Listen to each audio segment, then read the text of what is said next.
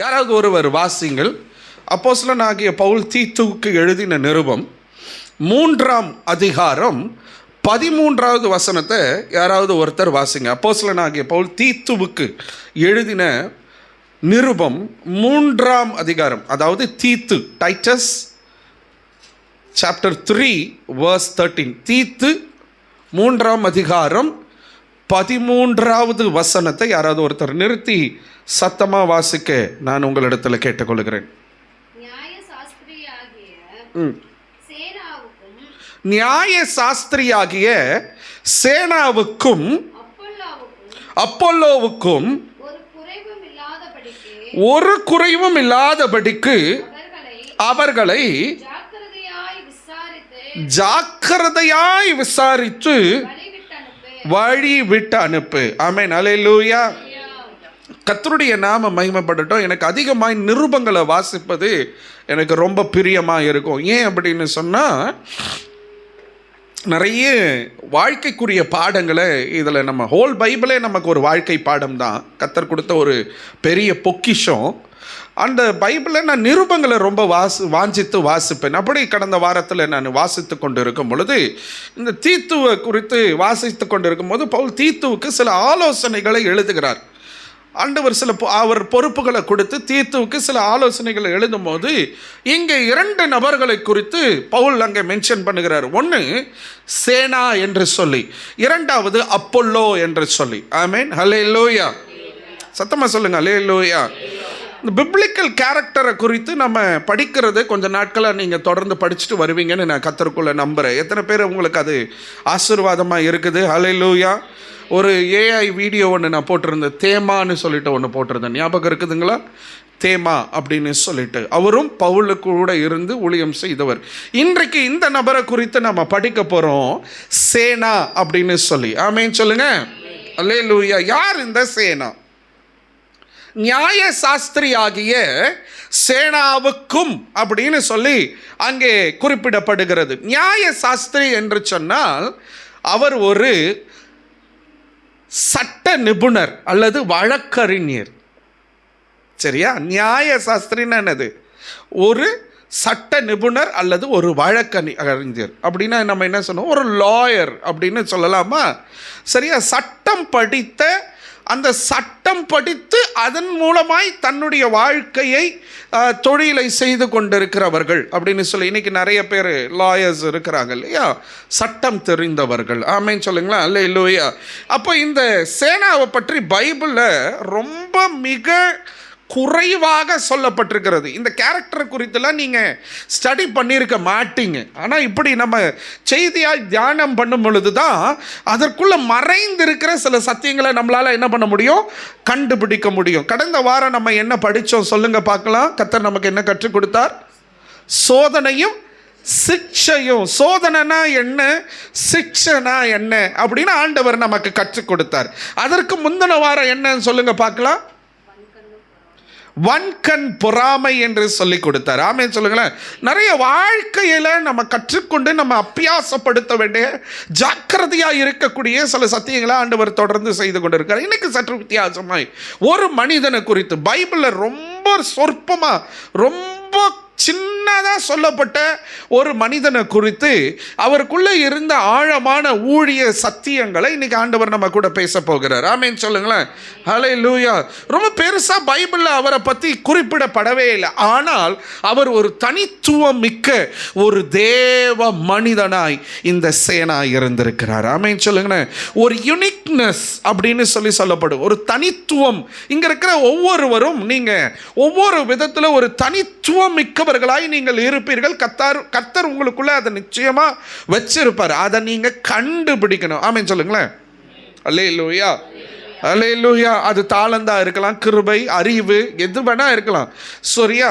அந்த அந்த அந்த அந்த தனித்துவம் மிக்க ஒரு தேவ மனிதன் தான் இந்த சேனா. இவர் எப்படி தேவ மனிதனாக மாறினாருன்னா, இந்த சத்தியத்தை நீங்கள் படிச்சிங்கன்னா வீட்டுக்கு போய் உங்களுக்கு தெரியும். கீழே நம்ம பார்ப்போம். சரியா? அதற்கு முன்பதாக சேனா அப்படின்ற பெயருக்கு ஒரு அர்த்தம் கட்டாயம் இருக்கும் இல்லையா? சேனா அப்படின்னா ஜீனஸ் அப்படின்னு சொல்லப்படுகிறது. நான் கரெக்டாக ப்ரொனவுன்ஸ் பண்ணுறேன்னு எனக்கு தெரியல, பட் எனக்கு தெரிந்த ஆங்கிலத்தில் நான் ப்ரொனவுன்ஸ் பண்ணுறேன், சேனா ஜீனஸ் அப்படின்னு. சரியா? அப்படின்னா என்ன அர்த்தம் அப்படின்னா, அது ஒரு கிரேக்க வார்த்தை. சரியா? சேனா அப்படின்றது ஒரு கிரேக்க பெயர். சரியா? Greek name. அப்படி அந்த பெயருக்கு என்ன அர்த்தம் கொடுக்கப்படுகிறது அப்படின்னா, ஜெனோடரஸ் ஆர் ஜெனான் அப்படின்னு சொல்லி, ஜெனோடரஸ் ஆர் ஜெனான். இது என்ன வேர்டு அப்படின்னு இதெல்லாம் உங்களுக்கு தெரியணுமா அப்படின்னா கட்டாயம் தெரியணும். இதனுடைய சுருக்கமான பதம், இப்போது ஜெனிஃபர் அப்படின்னு இருக்குதுன்னு வச்சுக்கோங்களேன், நம்ம சுருக்கமாக என்னன்னு கூப்பிடுவோம்? ஜெனி அப்படின்னு கூப்பிடுவோம். நானே நம்ம தங்கச்சியை ஜெனி இங்கே வாமா அப்படின்னு தான் கூப்பிடுறோம் இல்லையா? ஜெனிஃபர்னு முழுசாக நம்ம என்ன பண்ணுறதில்ல, சொல்கிறதில்ல. ஆமென், அல்லேலூயா, அல்லேலூயா. இப்படி சுருக்கமாக கூப்பிடுறோம். அந்த ஜெனோடரஸ் அல்லது ஜெனான் அப்படின்னு சொல்லப்படுற ஒரு சுருக்கத்தின் பெயர் தான் இந்த ஜேனஸ் அல்லது ஜீனஸ் அப்படின்னு சொல்லப்படுகிறது. இதற்கு என்ன அர்த்தம் அப்படின்னா,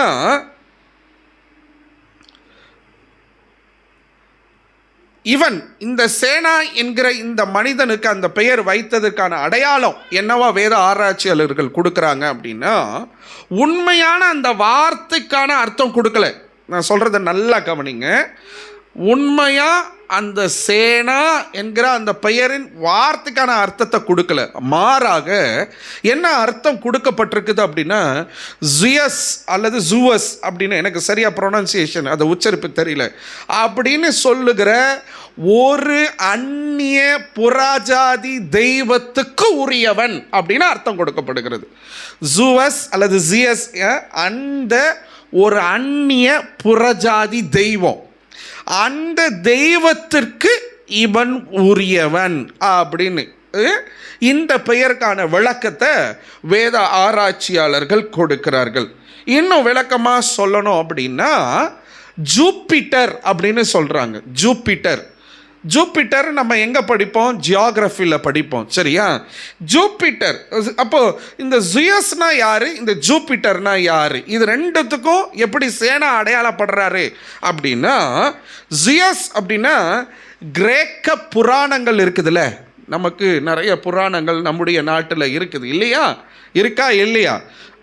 அதை நம்ம இங்கே சொல்ல முடியாது, மைக்கில் சொல்ல முடியாது, சொன்னால் தப்பாயிடும். சரியா? அது போல் கிரேக்க புராணங்கள் இருக்குது இல்லையா? அந்த கிரேக்க புராணங்களின் முக்கிய தெய்வம் இந்த ஜுவஸ். சரியா? கிரேக்க புராணங்களின் ஒரு முக்கியமான ஒரு தெய்வம் இந்த ஜுவஸ். இந்த ஜுவஸுக்கு உரியவன் தான் இந்த சேனா அப்படின்னு ஒரு பொதுவான அந்த தெய்வத்தை அடையாளப்படுத்தி இவனுடைய பெயருக்கு அர்த்தம் கொடுக்குறாங்க. இன்னொரு அர்த்தம் ஜூப்பிட்டர்னு சொல்லப்படுகிறது. அப்போ ஜூப்பிட்டர்னா என்ன அப்படின்னா, ஒரு ரோம புராணங்களில் சொல்லப்பட்ட ஒரு தெய்வத்தின் பெயர். ஜூப்பிட்டர்னா ஒரு ரோம புராணங்களில், அவங்களுடைய வேதங்களில், அவங்களுடைய புராணங்களில் சொல்லப்பட்ட ஒரு தெய்வத்தின் பெயர் தான் ஜூப்பிட்டர். அப்போது இந்த ஜுவஸ், இந்த ஜூப்பிட்டர், இது ரெண்டுமே அந்நிய புறஜாதி தெய்வங்களின் பெயர். இப்போ இந்த சேனா ரெண்டு விதத்தில் அடையாளப்படுறாரு. ஒன்று ஜுவஸ் அல்லது ஜூப்பிட்டர். இது ரெண்டுமே என்னன்னா அந்நிய புறஜாதி தெய்வத்துக்கு உரியவன், அவ்வளோதான். ஆமென் சொல்லுங்களேன், அல்லேலூயா. இந்த சேனா அப்படின்னா அந்நிய புறஜாதி தெய்வத்துக்கு உரியவன். நீங்கள் கிறிஸ்தவர் என்று சொல்லப்படுறோம். நம்ம யாரு? கிறிஸ்துவுக்கு உரியவர்கள். ஆமென் சொல்லுங்களேன், சத்தமாக சொல்லுங்க.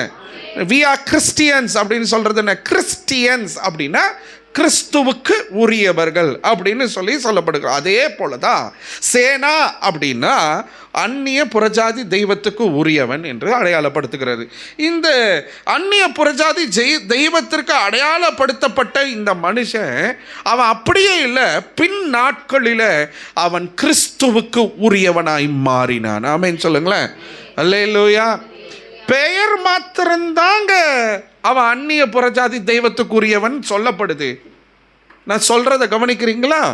பேர் மட்டும்தான் அவன் அந்நிய புறஜாதி தெய்வத்துக்கு உரியவன்னு சொல்லப்பட்டிருக்கு. ஆனால் அவன் பெயருக்கு ஏற்ற மாதிரி அவன் வாழவே கிடையாது. அவன் கிறிஸ்துவுக்கு உரியவனாய் வாழ்ந்தான்.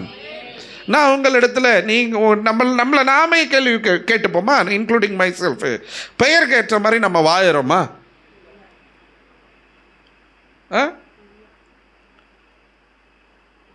சொல்லுங்க, பெயருக்கு ஏற்ற மாதிரி நம்ம வாழுகிறோமா? இல்லையே, நம்ம இல்லை. அல்லேலூயா, ஆமென். ஆனால் நமக்கு ஒரு பொதுவான பெயர் கொடுக்கப்படுகிறது, கிறிஸ்தவர்கள். அப்படியாவது வாழுறோமா? வாழணும்னு ஆசைப்படுறோம். அதுக்கு சந்தோஷமா ஆமேன்னு சொல்லாமே? அல்லேலூயா, ஆமென். இங்கே பாருங்க, இவர் பெயருக்கு ஏற்ற மாதிரி வாழல, அதுதான் ப்ளஸ் பாயிண்ட்டே. நம்மளாம் பெயருக்கு ஏற்ற மாதிரி வாழறதில்ல, அது நமக்கு நெகட்டிவ், மைனஸு. நான் சொல்கிறது புரியுதா? அல்லேலூயா. நான் மாஸ்குலைன் ஜெண்டருக்கு போயிடுறேன், ஃபெமினைன் ஜெண்டருக்கு போனால் கொஞ்சம் பிரச்சனையாகிடும்னு நினைக்கிறேன். செல்வம்னு பேர் வச்சுட்டு செல்வமாக இல்லாமல் கடனாளியாக இருந்தால் எப்படி? இப்போ மாஸ்குலைன் ஃபெமினைன் புரியுதா ஜோஷ்வா?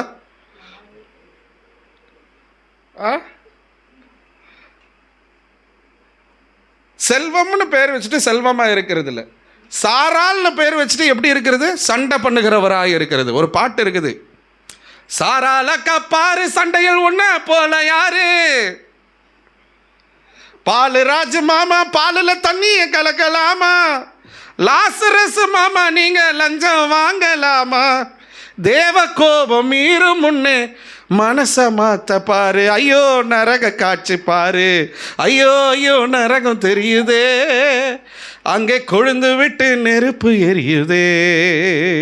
இந்த பாட்டை யூடியூப்ல போய் கேளுங்க, நல்லா இருக்கும். ஐயோ ஐயோ நரகம் தெரியுதே, அங்கே கொழுந்து விட்டு நெருப்பு எரியுதே. பேருக்கு ஏற்ற மாதிரி நம்ம வாழறது கிடையாது, அதான் நமக்கு மைனஸ், நெகட்டிவ். நம்ம அங்கே தான் ஆசீர்வாதங்களை எழுக்கிறோம். ஆனால் இந்த மனிதன், இந்த சேனா என்று சொல்லப்படுகிற இந்த மனிதன் பெயருக்கு ஏற்ற மாதிரி வாழலை. அதுதான் அவருக்கு ப்ளஸ் பாயிண்ட்டு, அதுதான் அவருக்கு ஆசீர்வாதம். என்ன பெயருக்கு ஏற்ற மாதிரி வாழலை? அவருடைய பெயருக்கு அடையாளம் என்ன படுத்தப்படுகிறதுனா, ஒரு புறஜாதி அந்நிய தெய்வத்துக்கு உரியவன் என்று சொல்லப்படுகிறவன். நான் புறஜாதி தான், நான் அந்நிய தெய்வத்துக்கு உரியவன் அல்ல, நான் கிறிஸ்துவுக்கு உரியவன். உண்மையா சொல்றேன், அந்த ஆமீனை என்னாலே ஏற்றுக்கொள்ள முடியல. கொஞ்சம் சத்தமா சந்தோஷமா சொல்லணும். அல்லேலூயா, ஆமென். அப்போ நீங்க இப்படி நினைச்சு, அப்போ பாஸ்டர் நாங்க பெயருக்கு ஏற்ற மாதிரி வாழக்கூடாதா? பாஸ்டர், வாழக்கூடாது. உங்க பெயருக்கு ஏற்ற மாதிரி வாழாதீங்க, ஏசப்பா நாமத்துக்கு ஏற்ற மாதிரி வாழணும். ஆமென் சொல்லுங்க.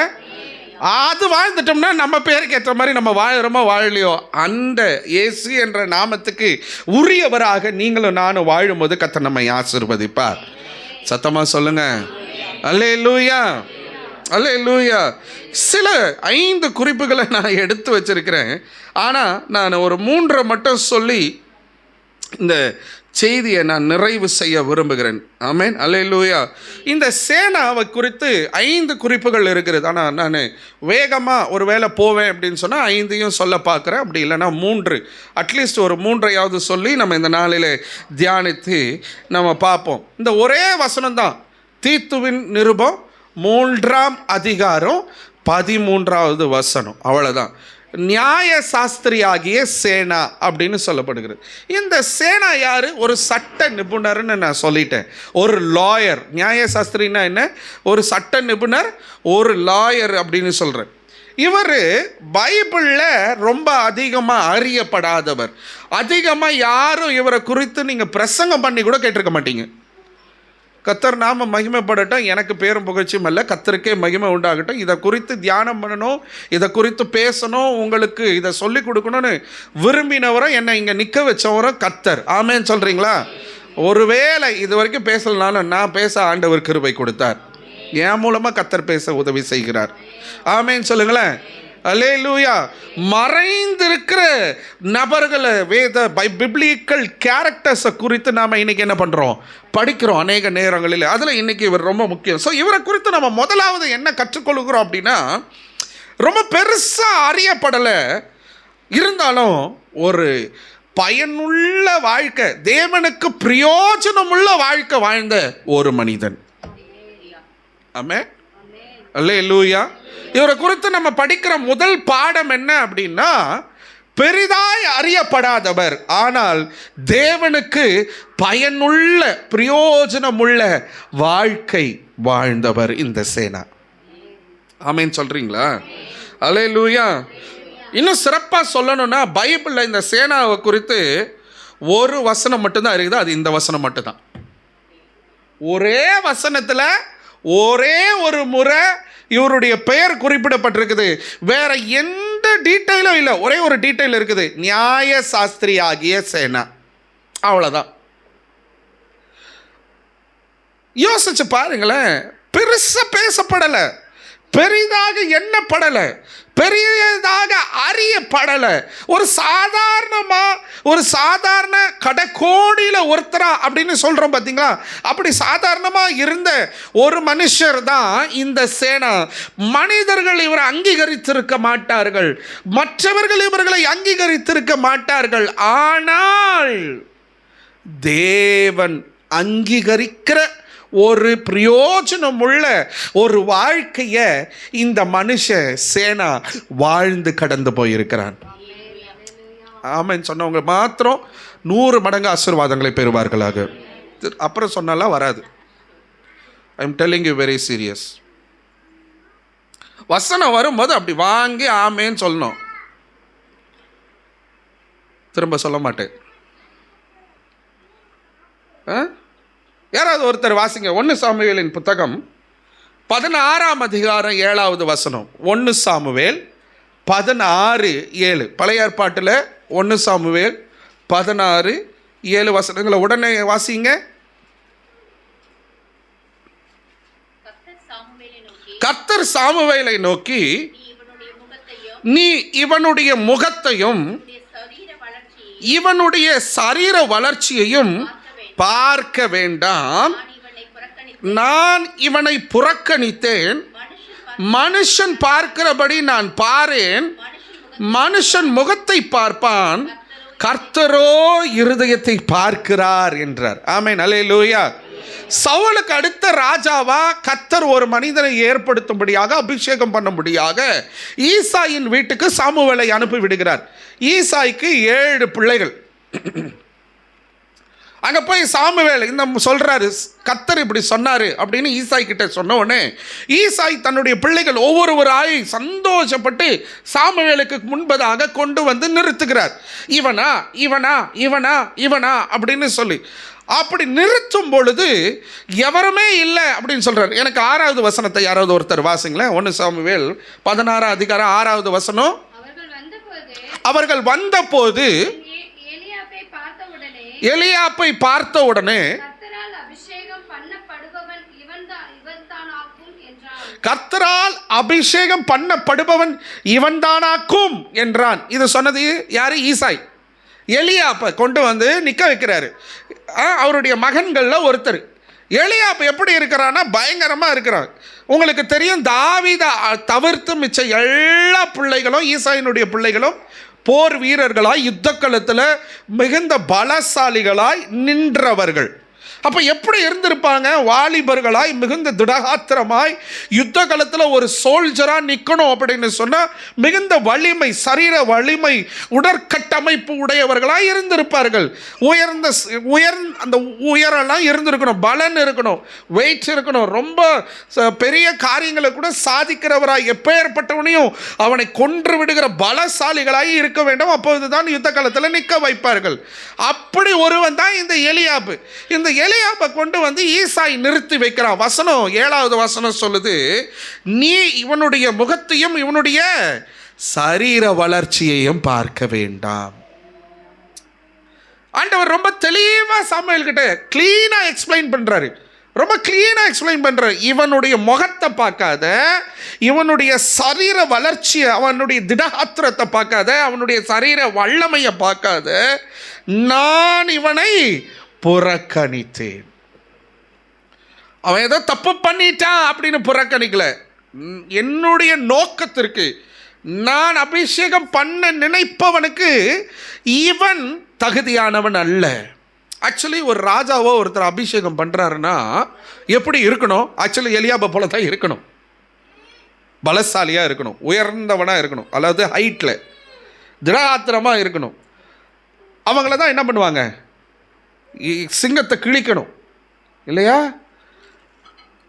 ஆனால் கர்த்தர் பாருங்க, நீ பார்க்குற மாதிரி நான் இவனை பார்க்கல, இவனை நான் புறக்கணிக்கிறேன் அப்படின்னு கர்த்தர் சொல்கிறார். மனுஷன் முகத்தை பார்க்கிறான், கர்த்தரோ இருதயத்தை பார்க்கிறார். அப்போ வெளி தோற்றம், சரீர வளர்ச்சி, நம்முடைய செல்வாக்கு, நம்முடைய அந்தஸ்து அல்லது நம்முடைய அறிவு, இதையெல்லாம் கர்த்தர் பார்ப்பதல்ல, நம்முடைய இருதயத்தை ஆராய்ந்து அறிகிற தேவனாய் இருக்கிறார். ஆமென். இந்த சேனா பைபிளில் ஒரே ஒரு இடத்துல, ஒரே ஒரு வசனத்தில், ஒரே ஒரு குறிப்போடு குறிக்கப்பட்டிருக்கிறார். பெரிதாக பேசப்படவில்லை.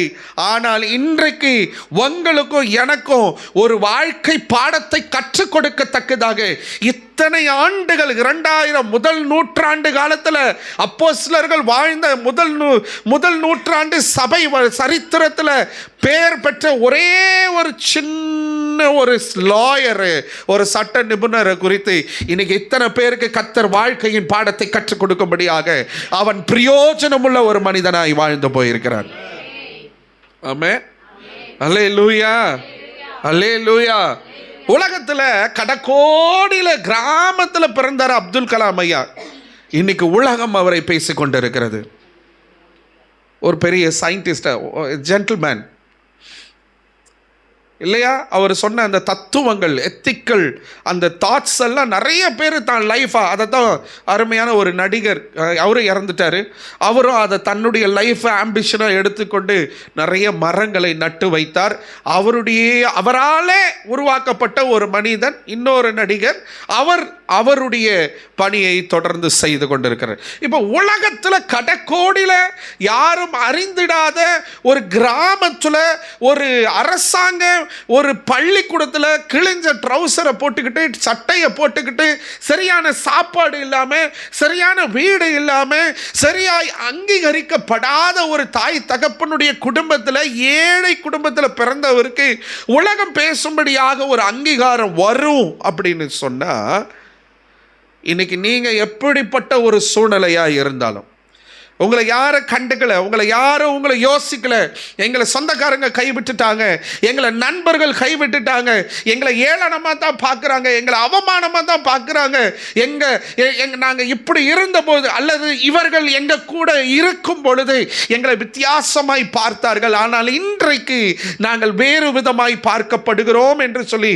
ஒருவேளை நீங்கள் உங்களை ரொம்ப கவலைக்குட்படுத்தி இருக்கலாம். எனக்கு அன்பான தேவ பிள்ளைகளே, கர்த்தர் உங்களுடைய சூழ்நிலைகளை பார்க்கிறாரோ இல்லையோ, உங்க இருதயத்தில் நீங்க உங்க சூழ்நிலைகளை பார்த்து வருத்தப்பட்டு இருக்கிறீங்க பார்த்தீங்களா, அந்த இருதயத்தை பார்க்கிறாரு. பெரிதாய் காணப்படாத, அறியப்படாத ஒரு சேனா தேவனுக்கு பிரயோஜனம் உள்ள ஒரு வாழ்க்கை வாழ்ந்தா, நான் அவரை சேனாவை ஆசீர்வதித்தவர், சேனாவை கர்த்தருக்காக வாழ வைத்தவர், உங்களையும் கர்த்தருக்காக வாழ வைத்து உங்களை ஆசீர்வதிக்க ஆண்டவர் சுத்தமுள்ளவராக இருக்கிறார். ஆமென். அல்லேலூயா, அல்லேலூயா, அல்லேலூயா.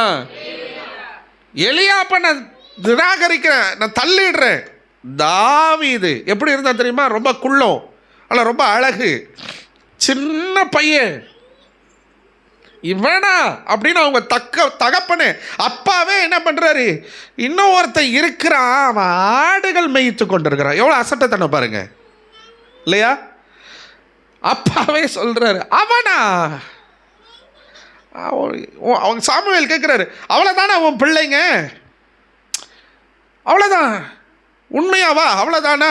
அந்த கான்டெக்ஸ்ட், அந்த அந்த அந்த இடத்த கொஞ்சம் யோசிச்சு பாருங்களேன். இன்னும் ஒருத்தன் இருக்கிறாயா, அவன்லாம் வேலைக்கு ஆக மாட்டான், அவன் ஆடுகள் மேய்த்துக்கணும், ரொம்ப ஏளனமாக, ரொம்ப கீழ்த்தரமாக, அவன் இதுக்கு லாக்கி பட மாட்டான்னு சரீர தோற்றத்தையும் காரியங்களையும் பார்த்து தகப்பனே அப்படி ரொம்ப டவுனாக சொல்கிறாரு.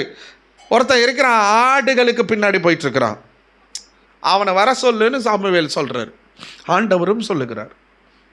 அவன் வந்து நிற்கிறான். தாவீது, கர்த்தர் சொல்றார், இவன் தான் நான் தெரிந்து கொண்டவன், இவனை அபிஷேகம் பண்ணுன்னு. அல்லேலூயா.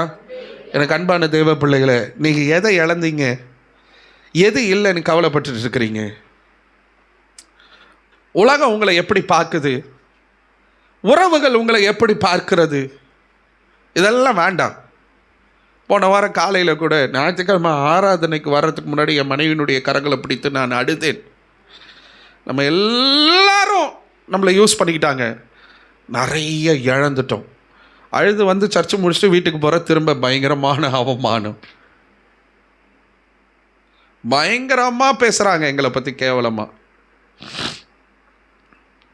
பரவாயில்ல, பேசிட்டோம் பேசிட்டோம் பேசிட்டோம் பேசிட்டோம். நான் நம்புகிற ஆண்டவரை, நீங்கள் உயர்த்துருவீங்க, நீங்கள் தூக்கிடுவீங்க, இதே இடத்துல என் தலையை உயர்த்துவீங்க உயர்த்துவீங்க உயர்த்துவீங்க. பரவாயில்ல, சிலது நானே தப்பு பண்ணி எனக்கு அந்த அவமானம் வந்திருக்கலாம், அந்த தவறுகளில் எனக்கு பாடம் கற்றுக் கொடுக்குறீங்க, என்னை தூக்கி எடுங்க. சிலது நான் செய்யாமலேயே என்ன நீ செஞ்சேன்னு சொல்லி ஒருவர் என்னை பார்த்து சொல்லியிருக்கிறாங்க, என்னை குறித்து, வீட்டில் கஞ்சோ கூழோ குடிச்சிட்டு இருக்கணும், ஆடம்பரமாக சொல்ல. நான் எந்த ஆடம்பரத்தை செலவு பண்ணி அவங்க பார்த்தாங்கன்னு எனக்கு தெரியல.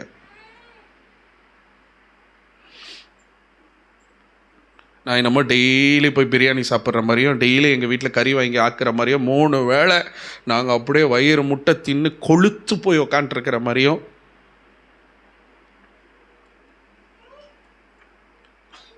அப்படியே சாப்பிட்டாலும் கர்த்தர் கொடுக்குறாரு, நாங்கள் சாப்பிட்றோம். நீங்கள் எதுக்கு பேசுகிறீங்க? ஆமென். அல்லேலூயா அல்லேலூயா. உங்ககிட்ட வந்து நிற்கலைல்ல, ஐ மீன் பேசினவங்கள சொல்கிறேன் நான்.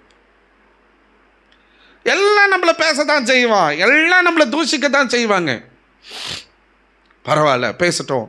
நம்ம தப்பு பண்ணியிருக்கிறோம், பண்ணல, ஆண்டவர் நம்மளை மன்னிப்பார்ல, ஆண்டவர் நம்மளை தூக்கி எடுப்பார்ல, ஆண்டவர் நம்மளை இவங்க பார்க்குற மாதிரி நம்மளை பார்க்க மாட்டார்ல. ஆமேன்னு சொல்லுங்களேன். அல்லேலூயா. நம்ம ஆண்டவருக்காக சின்ன சின்ன விஷயங்கள், நம்ம கர்த்தருக்காக நிறைய விஷயங்களை செய்வோம் சிஸ்டர் பிரதர். ஆனால் நம்மளை யாருமே அக்செப்ட் பண்ணியிருக்க மாட்டாங்க, நம்மளை யாருமே அங்கீகரிச்சிருக்க மாட்டாங்க. ஓ, இவங்க தான் அதை செஞ்சாங்களா, நம்மளை ஒரு வார்த்தை கூட சொல்ல மாட்டாங்க. நோ ப்ராப்ளம், கவலையே படாதீங்க. சாதாரணமாக ஒரே ஒரு இடத்துல சொல்லப்பட்ட சேனாவை தான் கர்த்தர் ஒரு தேவ ராஜ்யத்துக்கு பிரயோஜனம் உள்ள ஒரு மனுஷனா அவர் மாறி போனார். ஆமேன்னு சொல்லுங்களேன். இந்த சகேயு தான் எல்லாராலும் தூஷிக்கப்பட்ட அந்த சகேயுவை இயேசு அவன் வீட்டுக்கு வந்த உடனே அங்கே அவன் லைஃப் மாறுச்சு. கர்த்தர் அங்கே ஜட்ஜ் ஓகே பண்ணிட்ட பிறகு இந்த மனுஷங்க அவனை தூஷிச்சு என்ன பண்ண முடியும்? நீங்கள் சொல்லுங்க பார்க்கலாம். அல்லேலூயா. ஆண்டவர் சகேயுவை தூக்கிட்டாரு. சுற்றி இருக்கிற ஜனங்க சகையை துப்புனால சகையை எனக்கு கவலை இருக்குது. ஏய், உங்களெல்லாம் உருவாக்கின ஆண்டவர் என் வீட்டுக்கு வந்து சாப்பிட்டார், உன் வீட்டுக்கு வந்து சாப்பிட்டாரா? இப்போது ஃபார் எக்ஸாம்பிள் ஒரு சும்மா ஒரு எக்ஸாம்பிள் சொல்கிறேன். இப்போ இங்கே யாரோ ஒருத்தர், நான் எந்த கட்சியும் நான் முக்கியத்துவப்படுத்த விரும்பல, ஒரு கட்சியினுடைய ஒரு கவுன்சிலரோ ஒரு எம்எல்ஏவோ சம்படி சிஆர்ன்னு வச்சுக்கிங்களேன்.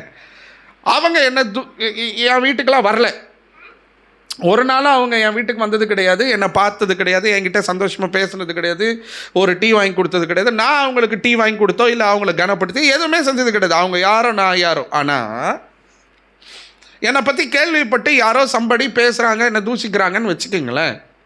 இப்போ சிஎம் என் வீட்டுக்கு வந்துட்டார், ஒரு ஆமீன் வரல, நீங்களாம் என்ன போங்க அப்படியே ஆன்னு பார்த்து நிற்கிறேன்.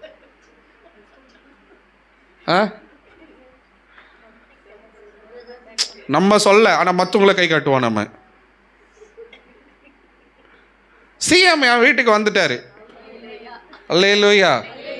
இப்போ எந்த எம்எல்ஏ எந்த கவுன்சிலர் நம்மளை கண்டுக்கினா என்ன, கண்டுக்கலன்னா என்ன, தலைவரே என் வீட்டுக்கு வந்துட்டார். ஆமேன்னு சொல்லுங்களேன். சகேயுனுடைய வாழ்க்கையில் அதான் நடந்துச்சுங்க. எல்லாம் திட்டுறான், எல்லாம் கேவலமாக பேசுகிறான், எல்லாம் இவன் மோசமான ஃப்ராடாச்சே அப்படி தான் பேசியிருக்கிறாங்க. ஆனால் இயேசு சகையை வீட்டுக்கு வந்தவனே அவனே சேஞ்ச் ஆகிட்டான். அவன் அது வரைக்கும் தப்பு தான் பண்ணிட்டு இருந்தான், அந்த தவறை வச்சு தான் அவனை தூச்சிக்கிறாங்க. ஆனால் அவனை தான் கர்த்தர் சந்திச்சார். ஆமேன்னு சொல்லுங்களேன். அல்லேலூயா. நான் இப்படி சொல்கிறேன், நீங்கள் தப்பு பண்ணீங்க பண்ணல, நீங்கள் நல்லது செஞ்சுங்க கெட்டது செஞ்சுங்க, உங்களை கர்த்தர் எப்படி பார்க்குறாருன்னா தாம் பிள்ளையாக பார்க்குறாரு. ஆமென். நீங்க நல்லது செஞ்சோ இல்லது கெட்டது செஞ்சோ உங்களை அக்செப்ட் பண்ணாம போயிருக்கலாம், யார் உங்களை அங்கீகரிக்காம போயிருக்கலாம். என்னெல்லாம் யாருங்க கண்டுப்பா, என்னெல்லாம் யாருங்க தூக்கி எடுப்பா, என்னெல்லாம் யாருங்க விசாரிப்பா, எனக்கெல்லாம் யாருங்க இருக்கிறா அப்படின்னு நீங்க சொல்லாதீங்க. உங்களை ஒருத்தர் கவனிச்சிட்டு இருக்கிறாரு. நீங்க ஆண்டவருக்கு பயனுள்ள ஒரு வாழ்க்கையை வாழுங்க, அவ்வளவுதான். ஆமென் சொல்லுங்க. ஆமென் சொல்லுங்க. அல்லேலூயா. ஆமென் சொல்லுங்க. நீங்க இந்த கையில கொடுக்கறது இந்த கைக்கு தெரியக்கூடாது. ஆமென் சொல்லுங்க. என் இருதயத்தில் நான் கர்த்தரை பார்க்குறேன். ஆமென் சொல்லுங்க. நான் கர்த்தருக்காக செய்கிறேன். ஆமென் சொல்லுங்க. அல்லேலூயா. இன்னைக்கு காலையில் கூட யோசித்தேன், தம்பி காலை இப்போ அடித்தாலும் திட்டினாலும் என்ன வேலை கொடுத்தாலும் மிரட்டினாலும் அழுதாலும் இங்கே தான் வந்து அவன் தான் செஞ்சிட்ருக்கிறான். அவன் தான் செஞ்சிட்ருக்கிறான். இன்னைக்கு காலையில் கூட யோசித்தேன், என்ன சொன்னாலும் லேட்டாக வந்தாலும் திட்டினாலும் தப்பு பண்ணாலும் நான் என்ன சொன்னாலும் அவன் தான் வந்து செஞ்சிட்ருக்கிறான். ஒருவேளை நான் இன்னைக்கு அவனை சரியாக அங்கீகரிக்காமல் போகலாம், ஆனால் கர்த்தர் அவனை அங்கீகரிப்பார். நீங்கள் எல்லாம் அவனை பாராட்டாமல் போகலாம். நீங்கள் சொல்லுங்கள் பார்க்கலாம், ஞாயிற்றுக்கிழமை ஒவ்வொரு வாரமும் நான் அவனை பார்த்து விஷ் பண்ணிட்டு போகிறேன், கலை சூப்பராக க்ளீன் பண்ணி வச்சுருக்கேன், யாராவது ஒருத்தர் சொல்லியிருப்போமா?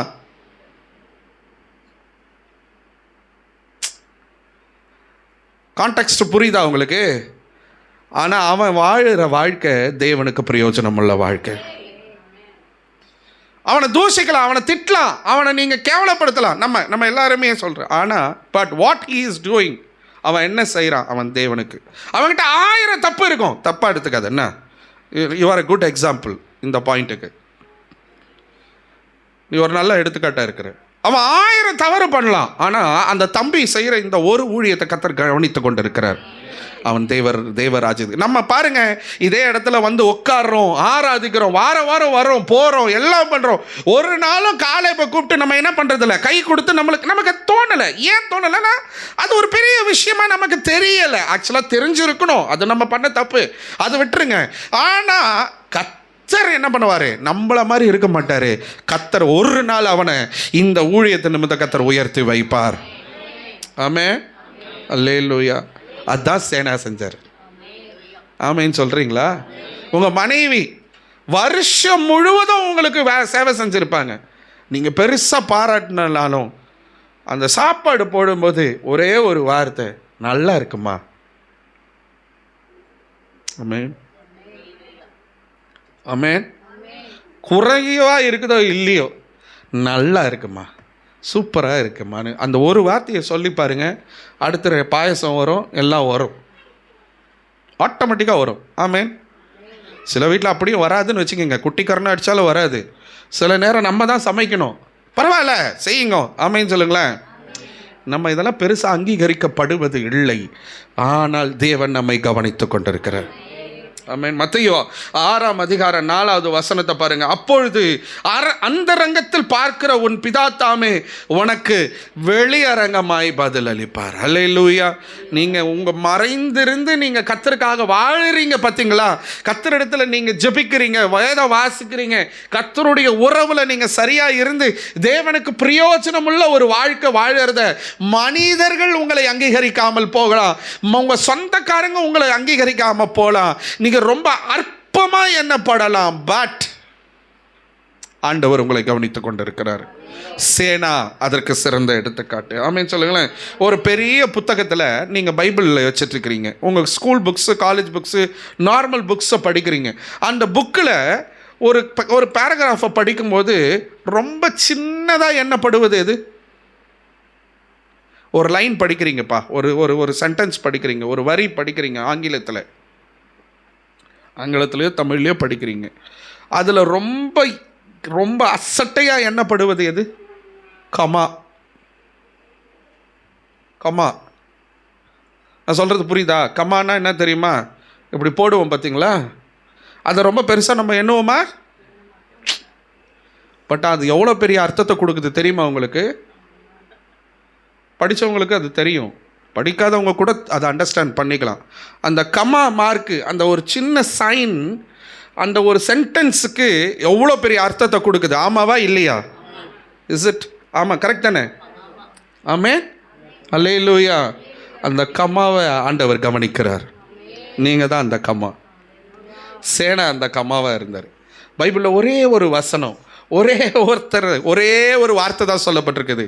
ஆனால் தேவனுக்கு பிரயோஜனம் உள்ள வாழ்க்கை வாழ்ந்த நீங்கள் வாழுங்க. ஆமேன்னு சொல்லுங்களேன். நம்ம பெருசாக நம்மளை யாரும் நம்மளை அறியாமல் இருக்கலாம். நான் ஒரு தடவை விபிஎஸ் ட்ரைனிங்காக ஒரு சபைக்கு போயிருந்தேன் மதுரையில். அப்படி போன வருஷம் தான் நினைக்கிறேன். அப்போ போய் அந்த ட்ரைனிங் அட்டன் பண்ணிட்டு இருக்கிறேன். அந்த ஸ்தல போதகர்கிட்ட நான் அட்ரஸ் கேட்டு பேசுகிறேன். அவர் நம்பர் தான் இருந்துச்சு. நீங்கள் எங்கேருந்து வரீங்க, நீங்கள் யாருன்னு கேட்டார். நான் இந்த மாதிரி கோயம்புத்தூரில் பாஸ்டர் சாந்தராஜ், நான் இந்த இதுலேருந்து வரேன் அப்படின்னு. அப்படியா, இருங்க, அவர் எங்கேயோ அயல்நாட்டில் ஊழியத்தில் இருக்கிறார். அந்த பாஸ்டர் எங்கேயோ சம்வேர் கென்யா எங்கேயோ இருக்கிறார், ஆஃப்ரிக்கன் கண்ட்ரியில். போன ஏப்ரல் மாதம். அப்போது நீங்கள் கோயம்புத்தூரா, எங்கே? கவுண்டம்பாளையம் அப்படின்னு. இருங்க, இங்கே பக்கத்தில் ஒரு கோயம்புத்தூர் ஊழியக்காரர் இருக்கிறாரு, அவர்கிட்ட நீங்கள் பேசுங்கன்னு ஃபோனை கொடுத்துட்டாரு. அவர் ரொம்ப பந்தாவா, நீங்கள் எங்கே இருக்கீங்க அப்படின்னு ஒரு மாதிரி பேசினார். நான் ரொம்ப தாழ்மையாக, ஐயா நான் கோயம்புத்தூரில் இருக்கிறேன் ஐயா. அப்படியா, உங்களை நான் பார்த்ததே கிடையாது, எத்தனை வருஷமாக ஊழியம் பண்ணுறீங்க, அப்படி இப்படின்னு பயங்கர கேள்வி. அவர் பேர் சொன்ன உடனே நான் ஒரு வார்த்தை சொன்னேன், ஐயா உங்களை எனக்கு தெரியும், எனக்கு மட்டும் இல்லை கோயம்புத்தூரில் இருக்கிற எல்லாருக்குமே தெரியும், ஆனால் என்ன அநேகருக்கு தெரியாது ஐயா. நான் அதிகமாக வெளியே எல்லாருக்கிட்டையும் அப்படி நான் அதிகமாக வெளியே வரமாட்டேன், எல்லா ஐக்கியத்துக்கும் நான் வரமாட்டேன்னு சொல்கிறத கொஞ்சம் அப்படி சொல்லிட்டேன். யோசிச்சு பாருங்களேன். நம்ம அதிகமாக தெரியப்படாமல் இருக்கலாம், நம்மளை அதிகமாக அறியப்படாமல் இருக்கலாம். நம்ம இங்கே சொந்தக்காரங்க கல்யாணத்துக்கு நம்ம போவோம், நம்மளை யாரும் கண்டுக்காமல் போகலாம். பட் பரவாயில்ல, நம்முடைய இருதயத்தை ஆண்டவர் பார்க்குறார். நீ தேவனுக்கு பிரயோஜனமாக இருப்பாய் என்று சொல்லு. அல்லேலூயா. கொஞ்சம் தேவ ராஜ்யத்திற்கு என்ன கவனிங்களேன், தேவனுக்கும் தேவன ராஜ்யத்துக்கு நீங்கள் பிரயோஜனம் உள்ளவராக நீங்கள் வாழ்ந்துட்டே இருங்க. அதனுடைய பலன், அதனுடைய அங்கீகாரம், அதனுடைய ஆசீர்வாதம் இம்மையிலையும் வரும், மறுமையிலையும் வரும். எத்தனை பேர் ஆமேன்னு சொல்கிறீங்க? அல்லேலூயா. ஸோ முதலாவது, பெரிதாய் அறியப்படவில்லை, ஆனால் தேவனுக்கு பயனுள்ள வாழ்க்கை வாழ்ந்த சேனா. ரெண்டாவது குறிப்பு நீங்கள் பாருங்கள், சேனாவை குறித்து அந்த வார்த்தை சொல்லப்படுகிறது நியாய சாஸ்திரி. ஆமென். என்ன முடிச்சிடணுமா? டைம் ஆயிடுச்சா? உங்கள் ஆமீன் அப்படித்தான் இருக்கு. அல்லேலூயா. சத்தமாக சொல்லுங்க, அல்லேலூயா. நியாய சாஸ்திரி அப்படின்னா சட்ட நிபுணர், ஒரு லாயர், அந்த மாதிரி சட்டம் தெரிஞ்சவர்னு வச்சுக்கிங்களேன், லா தெரிஞ்சவர். சரியா? இவர் இந்த லா படிச்சிருக்கிறார், இந்த சட்டம் படிச்சிருக்கிறார். சட்டம் படித்தவர் என்ன பண்ணுவார்? சட்ட மேதையாக இருப்பார். அரசாங்கத்திலேயோ இல்லை காவல்துறையிலையோ இல்லை அந்த மாதிரி அந்த கோர்ட்டில் இல்லை நீதிமன்றத்தில் அந்த ஒரு கேஸை எப்படி ஹேண்டில் பண்ணுவது, அதுக்கு எப்படி வாதிடுவது, அதற்கு எப்படி உண்மையான குற்றவாளி யார், பொய்யான குற்றவாளி யார் தப்பு செஞ்சுருக்கிறா, யார் தப்பு செய்யலை, இப்படின்றதெல்லாம் வாதிக்கிறவர்கள். அப்போது அந்த சட்டத்தை குறித்து அதிகமாய் அறிவு உள்ளவர்கள். ஏற்றுக்கொள்கிறீங்களா? அல்லேலூயா. நீங்கள் ரொம்ப அப்படியே தலை குனிஞ்சிட்டு இருக்கிறது எப்படி தெரியுமா இருக்குது? சீக்கிரமாக முடியா அப்படின்ற மாதிரி இருக்குது. அப்படி இல்லைன்னா ஒரு ஆமைன்னு சொல்லுங்கள். அல்லேலூயா. ஒரு சட்ட வல்லவர், சட்ட வல்லவர். சரியா? உலக அறிவு இவருக்கு ஜாஸ்தி உண்டு, அதிகம் உண்டு. ஆனால் வேதம் சொல்லுகிறது, பவுல் தீத்துக்கு எழுதும்போது சேனாவையும் அப்போலோவையும் ஜாக்கிரதையாய் விசாரித்து. ஏன் பவுல் ஒரு அப்போஸ்தலர், பவுல் ஒரு ஊழியக்காரர், அவர் ஏன் இந்த சேனாவை குறித்து பேசணும்? யோசிச்சு பாருங்களேன். என்ன அப்படின்னா, இந்த சட்டம் தெரிந்த இந்த சட்ட வல்லவர் ஆகிய சேனா தேவனுடைய ஊழியத்தை செய்தார். அதுதான் பாயிண்ட். ஆமென். அறிவை தன்னுடைய வாழ்வாதாரத்துக்கு மாத்திரம் அவர் பயன்படுத்தல, தேவ ராஜ்யத்திற்காக பயன்படுத்தினார். ஆமென். அல்லேலூயா.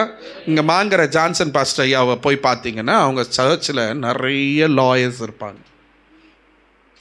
அவரே அதில் ரொம்ப ஸ்பெஷாலிட்டி என்னென்னா, பெற்றோர்களும் பிள்ளைகளும் +2 எழுதும் பொழுதே பாஸ்டர்கிட்டே வந்து கேட்பாங்க, என் பாஸ்டர் ஜோம் பண்ணுங்க பாஸ்டர், இவன் என்ன படிக்கணும். அவனும், அங்கிள் நீங்கள் என்ன சொல்கிறீங்களோ நான் படிக்கிறேன். பெண் பிள்ளைகளும் ஆண் பிள்ளைகளும், நீ சட்டம் படி, கர்த்தர் உன்னை அப்படி தான் உயர்த்த பார்க்குறார். அவரே அப்ளிகேஷன் போட்டு, அவரே பேரண்ட்ஸை கூட்டிகிட்டு போய், அவரே காலேஜில் அட்மிஷன் போட்டு விட்டுட்டு வராரு. அப்படி அங்கே நிறைய வாலிப பிள்ளைங்க லா படித்து முடிச்சுட்டு இன்றைக்கி கோர்ட்டில் பண்ணிகிட்ருக்குறாங்க.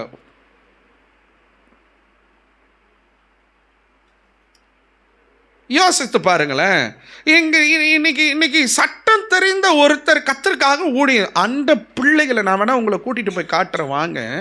அந்த பிள்ளைங்க சர்ச்சில் ஒரு ஃபங்க்ஷன், சர்ச்சில் ஒரு ஸ்பெஷல் ஆராதனை அப்படின்னா அக்கௌண்ட்ஸ் பார்க்குறதுலேருந்து பைபிள் காலேஜ் காரியங்கள் பார்க்குறதுலேருந்து எல்லாம் அப்படியே சுற்றி கீழே உட்காந்துப்பாங்க. இவ்வளோ நோட்டு இருக்கும், இவ்வளோ ஃபைல்ஸ் இருக்கும், உட்கார வச்சு எழுத வைப்பார். எல்லாம் உட்காந்து மணிக்கணக்காக உட்காந்து எழுதிட்டுருக்கோம். இவங்க ஒரு பெரிய ஐடி கம்பெனியில் ஆடிட்டர், இவங்க இங்கே கோயம்புத்தூர் கோர்ட்டில் லாயரு, இவங்க ஹைகோர்ட் சென்னையில் லாயரு, இவர் டாக்டர் பாஸ்டர்னுவார்.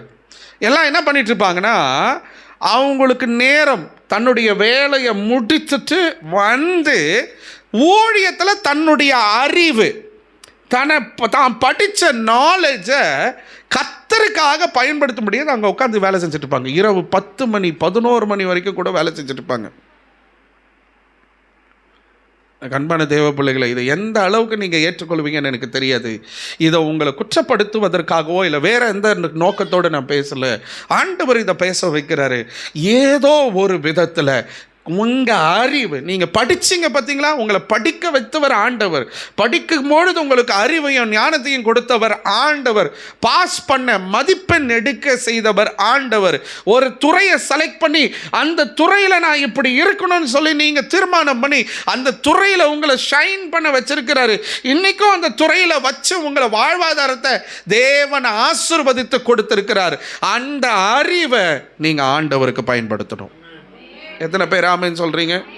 அல்லேலூயா, அல்லேலூயா, ஆமென் சொல்லுங்க. ஜீவனுக்கு வண்டி ஓட்ட தெரியும். அப்ப ஜீவன் என்ன பண்ணணும்? ஊழியத்துக்கு வாப்பா அப்படின்னா வந்துடணும். கீபோர்டு வாசிக்க தெரியும், வாப்பானா வந்துடுறாரு. இன்னைக்கு நான் கூப்பிடவே இல்லை, சரி வந்தா பார்த்துக்கலாம் அப்படின்ட்டு. போன வாரம் கூப்பிட்டேன் வாப்பா அப்படின்னு. திடீர்னு 6:15 இங்கே உட்காந்துட்டு இருக்கிறேன், ஃபோன் பண்ணாப்புல. ஃபஸ்ட்டு நான் சாய்பாபா காலனியில் தான் இருக்கிறேன். நான் தம்பி நீங்கள் எல்லாருமே பாராட்டணும். காலையில் 8 மணிலேருந்து 4:30 மணி வரைக்கும் ஒரு கம்பெனியில் வேலை செய்கிறாப்புல. அதுக்கப்புறம் ஒரு கால் டாக்ஸி எடுத்து இரவு முழுவதும் ஓட்டுறாப்புல. திருப்பி மறுநாள் காலையில் 8 மணிக்கு கம்பெனிக்கு வேலைக்கு போயிடுறாப்புல. இரவு பகல் பாராமல் உழைக்கிறார். நம்ம எல்லாருமே அப்படி தான் உழைக்கிறோம். ஏதோ ஒரு விதத்தில் நம்ம வாழ்வாதாரம் ஆசீர்வதிக்கப்படணும். இந்த அறிவு இப்போ 24/7 நீங்கள் உழைக்கலாம். நான் ஜீவனை மட்டும் சொல்ல, உங்கள் எல்லாரையுமே சொல்கிறேன். 24/7 என்ன தெரியுமா? வாரத்தின் 24 மணி நேரம் 7 நாட்களும் நீங்கள் உழைக்கலாம். ஆனால் அந்த உழைப்புக்கு மத்தியில் உங்களுக்கு கர்த்தர் கொடுத்த அந்த அறிவை, அந்த தாளந்த, அந்த ஞானத்தை கொஞ்சம் ஆண்டவருக்கு பயன்படுத்துங்க. சேனா பயன்படுத்தினார். ஒரு நாள் உலகம் உங்களை குறித்து பேசும். இந்த சேனா அறியப்படலை, ஆனால் இன்றைக்கி நம்ம பேசிகிட்டு இருக்கிறோம். ஒரு நாள் நான் சொல்கிற தீர்க்க தரிசனமாக உங்கள் தலைமுறை பேசும். இந்த சபையில் இருக்கிற அடுத்த விசுவாசிகள் பேசுவாங்க. இந்த சமுதாயம் உங்களை குறித்து பேசும். நீ இன்றைக்கி அறியப்படாமல் இருக்கலாம், ஆனால் கர்த்தர் இன்றைக்கி பேசுவார். CSI இம்மானுவேல் சர்ச்சில் ஜோசப் ராஜ்குமார் அண்ணனும் சில CSI சகோதரர்களும் நானும் சில ஊழியர்களும் டெய்லி அங்கே அவ்வப்போது அவங்க கூடி ஜெபம் பண்ணுவாங்க. அப்போ சில விஷயங்களை பேசுவாங்க. அப்போ யாராவது அங்கே வந்துட்டாங்க அப்படின்னு சொன்னால், ஜவர் சமையல் ஐயா ஊழியத்தின் ஆதி காலத்தில் இருந்த விசுவாசிகள், அந்த CSI இம்மானுவேல் சர்ச்சில் ஆதி காலத்தில் இருந்த விசுவாசிகள், அவங்க என்னென்ன தியாகமாக அந்த சபையில் ஊழியம் செஞ்சாங்க, அதில் என்னென்ன தவறு நடந்துச்சு, இவங்க இந்தந்த நபர் இவ்வளவு சூப்பராக கர்த்தருக்காக நின்னாங்க. சைக்கிளே தான் ஒருத்தர் வருவார், அவ்வளவு பயபக்தியோட கர்த்தரை தேடிட்டு போவார். எத்தனையோ 50 வருஷங்களுக்கு முன்னாடி நடந்த சம்பவங்களை இன்னைக்கு அந்த நபர்கள் யாருன்னே எனக்கு தெரியாது, ஆனால் என்கிட்ட அவரை குறித்து பேசுகிறாங்க அப்படின்னா அப்படி வாழ்ந்துட்டு போயிருக்கிறாங்க. தங்களுடைய அறிவை, தங்களுடைய தாளந்த, தங்களுடைய ஞானத்தை தேவ ஊழியத்திற்கு என்று சேனா பயன்படுத்தினான். நீங்களும் பயன்படுத்துங்கள். ஆமென். அல்லேலூயா. கொலோசியரின் நிருபம் 3ஆம் அதிகாரம் 23வது வசனம் வாசிங்க. கொலோசியர் 3ஆம் அதிகாரம் 23வது வசனத்தை வாசிங்க டக்குன்னு.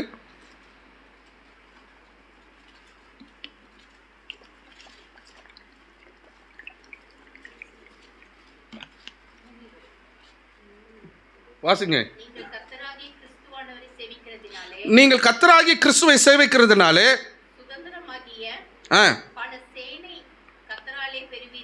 சுதந்திரமாகிய பலனை கர்த்தராலே பெறுவீர்கள் என்று அறிந்து. ஆமென் சொல்லுங்களேன். நீங்கள் கர்த்தராகிய கிறிஸ்துவை சேவிக்கிறதுனால, சேவிக்கிறதுனா நீங்கள் இப்படி தொழுது கொள்ளுகிறது மாத்திரமல்ல, இப்படி வந்து ஆராதிக்கிறது மாத்திரமல்ல, கர்த்தருக்காக சேவை செய்யணும். ஆமென் சொல்லுங்க. சேவிப்பது என்னவென்றால் you have to serve the Lord. MTSC ECI Bible காலேஜில் ஒரு மோட்டோவில் ஒரு இது இருக்குது. ஊழியக்காரங்களுக்கு அங்கே படிக்கிற வேதாகம மாணவர்களுக்கு ஒரு மோட்டோ அந்த வார்த்தை கொடுக்கப்பட்டிருக்கும். பொதுவாக ஊழியக்காரருக்கு பைபிளில் சொல்லப்படுது, நாங்கள் சேவை கொள்ளும்படியாக அல்ல, சேவை செய்யும்படியாக. We are not to be served, we are here to serve the Lord. புரியுதா? நான் யாருக்கு எதுக்காக இங்கே இருக்கிறேன்? நான் சேவை செய்ய அல்லது நான் சேவை கொள்ள. அப்படின்னா எனக்கு மற்றவங்க சேவை செய்யணும்னு நான் இங்கே இல்லை, நான் தேவனுக்கு சேவை செய்யணும். ஆமாம், அதுதான் மோட்டோ. அப்படின்னா அதுதான், அந்த வார்த்தையை தான் பிடிச்சிக்கிட்டு அங்கே படிக்கணும். வேதாம் ஊழியனா தான். கிறிஸ்தவர்கள்லாம் இந்த மோட்டோவை கையில் பிடிக்கணும். ஏதோ ஊழியக்காரங்களுக்கு மாத்திரம் இல்லை, உன்னை படிக்க வச்சு உன்னை ஆளாக்கி உனக்கு வேலையை கொடுத்து ஒரு துறையில் உன்னை உயர்த்தி உனக்கு வருமானத்தை கொடுத்து உன் வாழ்வாதாரத்தை ஆசீர்வதித்து குடும்பம், குட்டி, பிள்ளை, ஆஸ்தி, சொத்து, சுகம் எல்லாவற்றிலும் கூட இருந்து உன்னை தாங்கி பிடிச்சி உன்னை நடத்திட்டு இருக்கிற தேவனுக்கு உன் அறிவையும் உன் ஞானத்தையும் உன் தாளந்தையும் நீ என்ன பிரயோஜனப்படுத்துகிற? பயன்படுத்தணும். அல்லேலூயா, அல்லேலூயா, அல்லேலூயா. ஒரு சின்ன ஊழியம், ஒரு சின்ன வேலை, நீங்கள் இங்கே செய்கிறீங்களோ வெளியே செய்கிறீங்களோ, கர்த்தருக்காக ஒரு விஷயத்தை செய்யுங்க. உங்கள் அறிவை பயன்படுத்துங்க. ஆமென் சொல்லுங்கள். அல்லேலூயா. எதை செய்தாலும் 24ஆம் வசனம் கொலோசியர் 3:24, எதை செய்தாலும் அதை மனுஷர்களுக்கென்று செய்யாமல். ஆமென் சொல்லுங்கள். அல்லேலூயா, ஆமென், அல்லேலூயா. எப்பாவது ஒரு வாட்டி என்ன வரும், இங்கே சிலருக்கு ஒரு தாகம் வரும். என்ன பண்ணுவாங்க? டக்குன்னு என்ன பண்ணுவாங்க? கடகடன்னு எதையாவது செய்வாங்க. அந்த நேரத்தில் நான் சந்தோஷப்படுவேன். அதுக்கப்புறம் ஆள் அட்ரஸே இருக்காது. பரவாயில்ல, ஏதோ ஒன்று கர்த்தருக்காக உங்கள் அறிவையும் உங்கள் ஞானத்தையும் உங்கள் தாளந்தையும் நீங்கள் பயன்படுத்துங்க.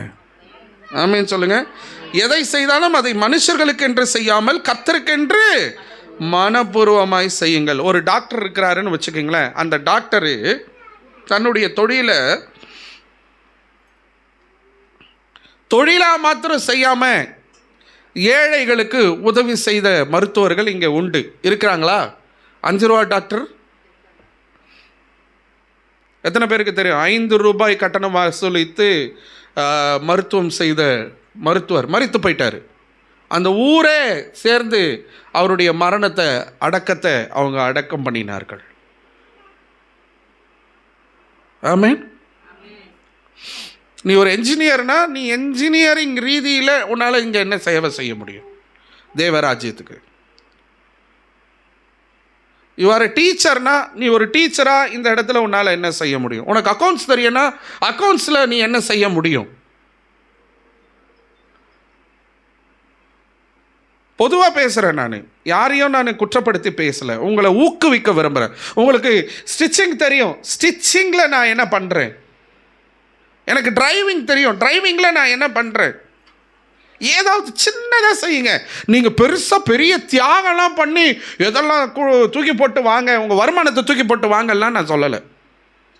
கர்த்தர் பேசுகிறார். சின்னதாக ஒரு ஊழியம் செய்யுங்க. அருமையான சகோதரி ரினி இங்கே ஊழியத்துக்கு சர்ச்சுக்கு வரணும்னு பயங்கர ஆசைப்படுறாங்க. அவங்களுக்கு கையில் காசு இல்லை. அந்த சிஸ்டர் ரோஸ்மெரி சிஸ்டர் இருக்கும்பொழுது அவங்க போகிறதுக்கு, சர்ச்சுக்கு போகிறதுக்கு கொஞ்சம் காசு கொடுப்பாங்க. அந்த பிள்ளை வேலைக்கு போகல, அவங்க கணவனார் கொடுக்க மாட்டார். பாவம் அந்த பிள்ளை புறஜாதி பிள்ளையிலேருந்தே கொஞ்சம் விரும்பி கல்யாணம் பண்ணிக்கிட்டு இப்போ ஆண்டவரை ஏற்றுக்கொண்டு கர்த்தருக்குள்ளே வைராகியமாக நிற்குது அந்த பிள்ளை. எனக்கு ஒவ்வொரு நாளும் ஒவ்வொரு ஆராதனையிலும் கர்த்தருடைய நாமத்தில் உண்மையாக சொல்கிறேன், இந்த பலிபீடத்தில் நிற்கும் போது யாராவது அந்த பிள்ளையை போய் கூட்டிகிட்டு வந்தா முடிச்சுட்டு போகும்போது கூட நான் கொண்டு போய் விட்டுருவேனே. யார்கிட்ட சொல்கிறதுன்னு எனக்கு தெரியல. இங்கே தான் வெள்ளக்கிணறு. அந்த பிள்ளைக்கு ரொம்ப ஆசை சர்ச்சுக்கு வரணும். அவன் ஈஸ்டருக்கு ஞானஸ்தானம் எடுக்கிறேன்னு சொல்லிச்சு அந்த பிள்ளை. என் புருஷனுக்கு தெரியுதோ தெரியலையோ, எங்கள் மாமனாருக்கு தெரியுதோ தெரியலையோ, என் குடும்பத்தில் இருக்கிறவங்களுக்கு தெரியுதோ தெரியலையோ, நான் ஆண்டவருடைய பிள்ளையா நான் பந்தியில் சேரணும் பாஸ்டர், நான் வரணும் பாஸ்டர் ஆசைப்படுது. கையில் காசு இல்லை, எனக்கு ஒரு தடவை நான் வந்தேன்னா வர்றதுக்கு எனக்கு 400 ரூபா ஆகுது பாஸ்டர், எனக்கு யாரும் காசு கொடுக்க மாட்டுறாங்க பாஸ்டர்னு.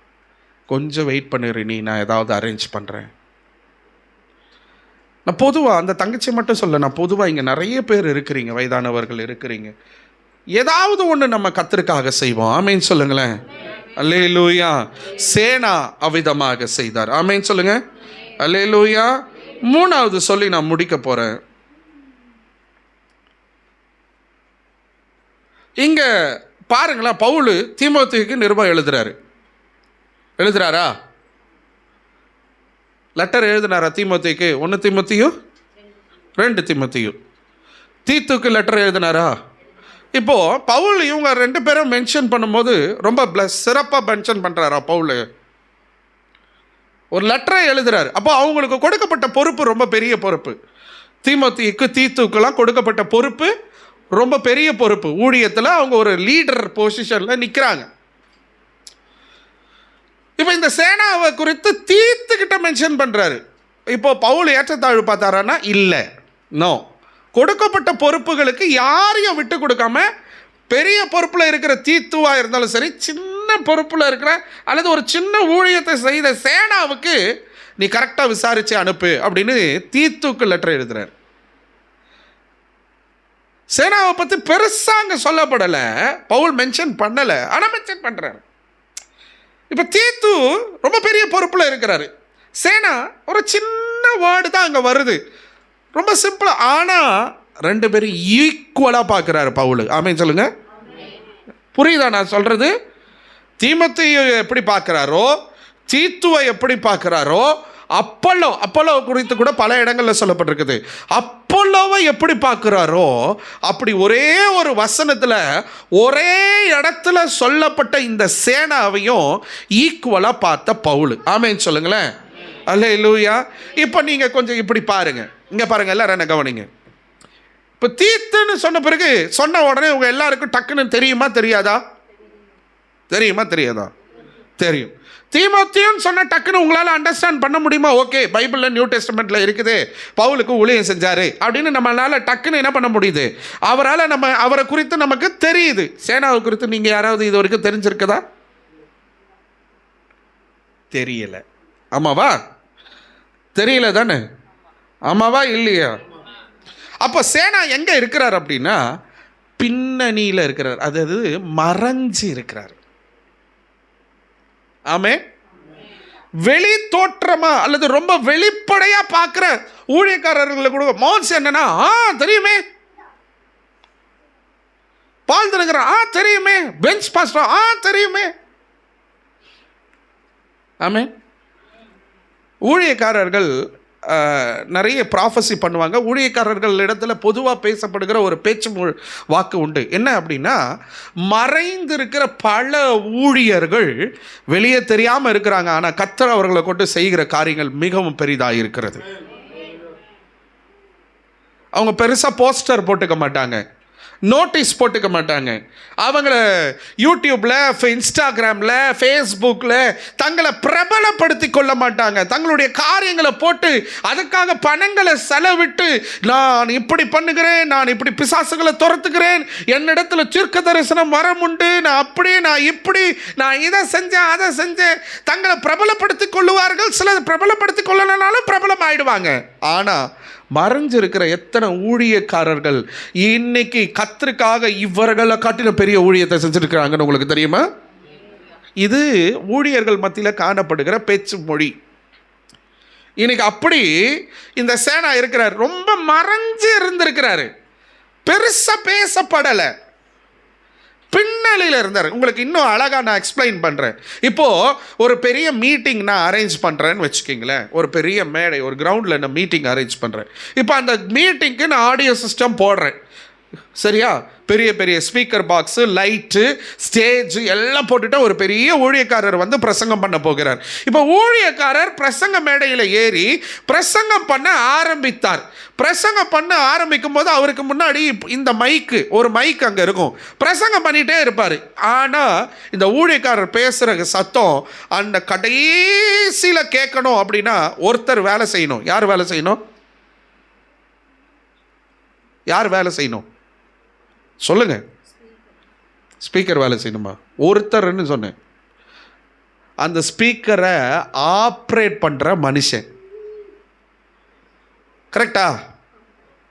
அந்த ஆடியோ சிஸ்டமை ஆப்ரேட் பண்ணுற ஒருத்தர். அவர் எங்கே இருப்பார்? ஸ்டேஜுக்கு கீழே இருப்பார். நான் சொல்கிறது புரியுதா? அவர் யாராவது பேசுவாங்களா? அவர் பேரை சொல்லுவாங்களா மேடையில்? இன்னார் தான் சவுண்ட் இன்ஜினியர்னு சொல்லப்படுதா? இப்போ ஆல்வின் தாமஸ் ஐயா ஒரு பாட்டு ரிலீஸ் பண்ணுறார். எனக்கு பழக்கம் உண்டு, யாராவது பாடல்கள் ரிலீஸ் பண்ணாங்கன்னா அந்த பாட்டுக்கு யார் மியூசிக் பண்ணா கீழே கிரெடிட்ஸ்ன்னு இருக்கும். நான் போய் அந்த மோர் அப்படின்ற அந்த ஆப்ஷனை டச் பண்ணி அந்த மோர் அப்படின்னு போட்டோம்னா கீழே யார் மியூசிக்கு, யார் சினிமாட்டோகிராஃபி, யார் லொக்கேஷன் பார்த்தா, யார் கோரியோகிராஃபி, யார் வந்து டான்ஸ் கம்போசர், யார் வந்து இதுக்கு இசை அமைச்சிருக்கிறா, யார் சவுண்ட் இன்ஜினியர், எந்த ஸ்டுடியோவில் வாசிச்சிருக்கிறாங்க, எந்த ஸ்டுடியோவில் இதெல்லாம் நான் பார்ப்பேன். இது எனக்கு இசை கொஞ்சம் தெரிஞ்சதுனால நான் பார்க்குறேன், இதெல்லாம் நான் பார்ப்பேன். கேபா ஜெரமியா வாசிச்சிருக்கிறாரா, ஃப்ளூட்டு ஜோதம் வாசிச்சிருக்கிறாரா, ஓ இவங்களாம் வாசிச்சிருக்காங்களா, ஓ டப்பா ஸ்டுடியோவில் இவங்க ரெக்கார்டிங் பண்ணியிருக்காங்களா, ஓகே அப்படின்னு நான் இதெல்லாம் பார்ப்பேன். இப்போ பொதுவாக உங்களுக்கு தெரியுமா? தெரியாது. மறைஞ்சு இருக்கிற அந்த சவுண்டிங் ஆப்ரேட்டரு யாருக்கும் தெரியாது. ஆமீன் சொல்லுங்க. அல்லேலூயா. இப்போது ஒரு குழந்தையோ ஒரு நபருக்கோ ஒரு பலவீனம் வந்துருச்சு, தூக்கி போட்டு ஆம்புலன்ஸில் எடுத்துக்கிட்டு ஆம்புலன்ஸில் போதும் ஒய் ஒய் ஒய் ஒய்ன்னு ஓடுது, வண்டி வேகமாக பறக்குது, போய் ஒரு ஹாஸ்பிட்டலில் சேர்த்து அங்கே ஒரு பெரிய ஒரு டாக்டர்ஸ் வந்து கட்ட கட்ட கட்டன்னு ட்ரீட்மெண்ட் பண்ணி போன ஒரு உயிரை திரும்ப கொண்டு வந்துட்டார்னா யாரை பற்றி அதிகமாக வெளியே பேசப்படும்?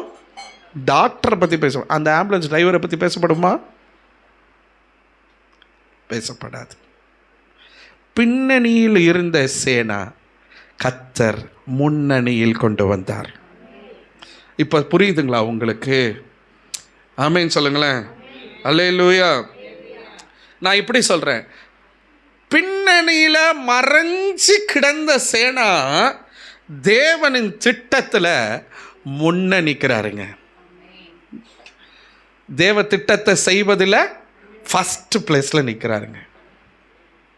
நான் கேட்கட்டுமா? நீங்கள் தேவ திட்டத்தின்படி தான் வாழுறீங்களா? தேவ திட்டத்தை உங்கள் வாழ்க்கையில் செய்கிறீங்களா? நம்ம நிறைய பேருக்கு நம்மள தெரியும். ஓ பாஸ்டர் சாந்தராஜா தெரியுமே, ஓ இவங்களா, ஓ இவங்களா, ஓ தெரியுமே, நல்லா தெரியுமே. தேவ திட்டத்தை செய்கிறாங்களா? அதை மனுஷங்க அந்த யோசனையும் மனுஷங்களுக்குள்ளே வராது. ஆனால் கர்த்தர் எப்படி பார்ப்பார்னா, இவங்க தேவ திட்டத்தை செய்கிறார்களா, தேவ திட்டத்தின்படி நடக்கிறார்களா, தேவ சுத்தத்தின்படி வாழ்கிறார்களா என்ன கவனிக்கிறவங்க. ஆமே. மனிதர்களுடைய பார்வையில் ரொம்ப மறைஞ்சு கிடந்த சேனா, ஆனால் தேவ திட்டத்தை நிறைவேற்றுவதில் ஃபர்ஸ்ட் பிளேஸில் நின்ன சேனா. அல்லேலூயா, அல்லேலூயா.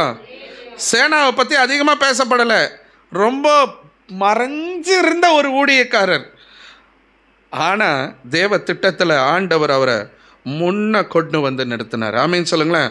1 கொரிந்தியர் 12:22 1 கொரிந்தியர் 12:22 சீக்கிரமா வாசிங்க.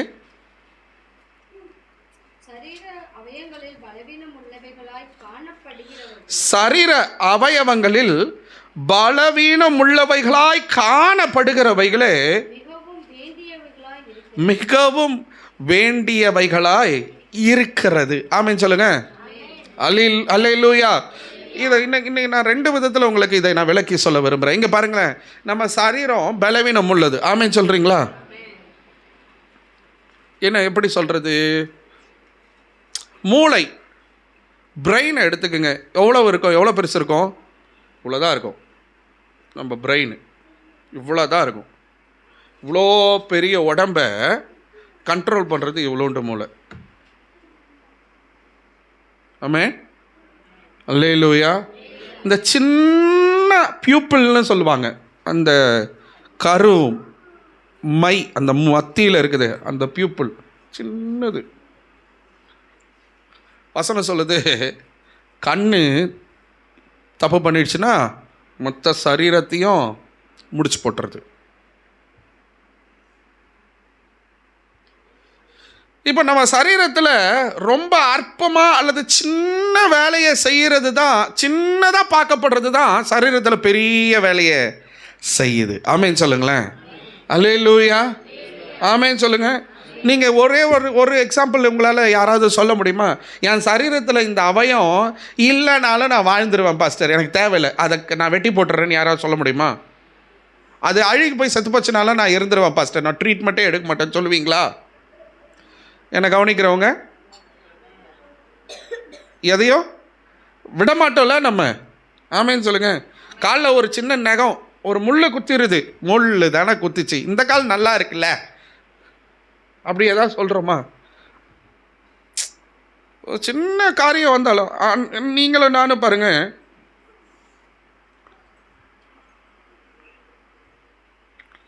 மேடையில் பேசுகிற ஊழியக்காரர் பெரிய ஊழியக்காரராக இருக்கலாம், ஆனால் மைக் செட்டு வேலை செய்யலைன்னா வேஸ்ட். நான் ரொம்ப பெருசாக அறியப்படலாம், ஆனால் தேவ திட்டம் உன்னிடத்தில் காணப்படலைன்னா வேஸ்ட்டு. தேவ சித்தம் உன்னிடத்தில் காணப்படலைன்னா யூ ஆர் யூஸ்லெஸ் அப்படின்னு நான் சொல்லலை, பைபிள் சொல்லுது. அப்போது நான் என்ன பண்ணணும்? நான் பெருசாக அறியப்படாமல் இருக்கலாம், நான் பின்னணியில் மறைஞ்சிருக்கிற ஒரு மனிதனாக இருக்கலாம், என் குடும்பத்தில் என்னை ரொம்ப லீஸ்டானா ரொம்ப கடைசியாக தான் என்னை அவங்க பார்ப்பாங்க, ரொம்ப கடைசியாக தான் அப்படி வச்சிருக்கிறாங்க அப்படின்னு நீங்கள் ஒரு வேலை யோசிக்கலாம். ஆனால் அவர்களுக்கு முன்னாடி நீங்கள் தேவ சுத்தத்தை செய்கிறவர்களாக இருப்பீர்கள் என்று சொன்னால் கர்த்தருடைய லிஸ்ட்டில் உங்கள் குடும்பத்தில் நீங்கள் தான் ஃபஸ்ட்டில் இருப்பீங்க. ஆமென். நீங்கள் எதிர்பார்த்த மாதிரி ஒரு லைஃப் உங்களுக்கு இல்லாமல் இருந்திருக்கலாம், உங்கள் தாய் தகப்பன் எதிர்பார்த்த மாதிரி ஒரு வேலை, ஒரு வாழ்க்கை உங்களுக்கு இல்லாமல் இருந்திருக்கலாம், ஒரு ஜாப் இல்லாமல் இருந்திருக்கலாம், ஒரு ஆசீர்வாதம் உங்களிடத்தில் காணப்படாமல் இருக்கலாம். ஆனால் கர்த்தர் அவைகளை எல்லாம் பார்ப்பதில்லை. நீ அமைதியாக இருந்தாலும், ரொம்ப தாழ்ந்து இருந்தாலும், மறைஞ்சு இருந்தாலும், ரொம்ப லீஸ்டாக இருந்தாலும், நீ தேவ சுத்தத்தை செய்கிறாயா, தேவ திட்டத்தை நீ நிறைவேற்றுகிறாயா என்று தான் கர்த்தர் பார்ப்பார். அப்படி நீ செய்வாய் என்று சொன்னால், ஒரு சட்ட வல்லுவராய் இருந்த, ஒரு லாயராய் இருந்த, நியாய சாஸ்திரியாய் இருந்த சேனா நியாய சாஸ்திரியாகவே இருந்திருப்பார் என்று சொன்னால் தேவன் அவரை இவ்வளவாய் பேச வைத்திருக்க மாட்டார். ஆனால் தன்னுடைய அறிவு, தன்னுடைய வாழ்க்கை தான் பெருசா என்ன படலைனாலும் மறைஞ்சு இருந்து தீத்துவ போல, தீமோத்தேயுவை போல, ஒரு ஏசாயாவை போல, ஒரு எலியாவை போல, எலிசாவை போல ஒரு பெரிய ஊழியக்காரன் என்று சொல்லப்படாமல் போக, ஒரே ஒரு பகுதியில், ஒரே ஒரு வசனத்தில், ஒரே ஒரு வார்த்தை சொல்லப்பட்ட இந்த சேனா தேவ சித்தத்துக்கு உரியவனாய் அவன் வாழ்ந்து கர்த்தருக்காக ஊழியம் செய்து போயிருக்கிறான். ஆமென் சொல்லுங்க. நீங்க அப்படி வாழணும். நீங்க பெருசா மறைஞ்சு இருக்கிறீங்களா? மறைஞ்சிருங்க, நல்லது. ஆனால் நான் தேவ சித்தத்துக்கு உட்பட்டு வாழுறேன், தேவ திட்டத்துக்கு நான் செயல்படுறேன். ஆமென் சொல்லுங்களேன். அல்லேலூயா, அல்லேலூயா, ஆமென். சேனா பெரிதாய் எண்ணப்படலை, ஆனால் தேவனுக்கு பிரயோஜனம் உள்ளவனாக இருந்தார். ஆமென் சொல்லுங்க. தனக்கு இருந்த அறிவை கர்த்தருடைய ஊழியத்துக்கு பயன்படுத்தினார்.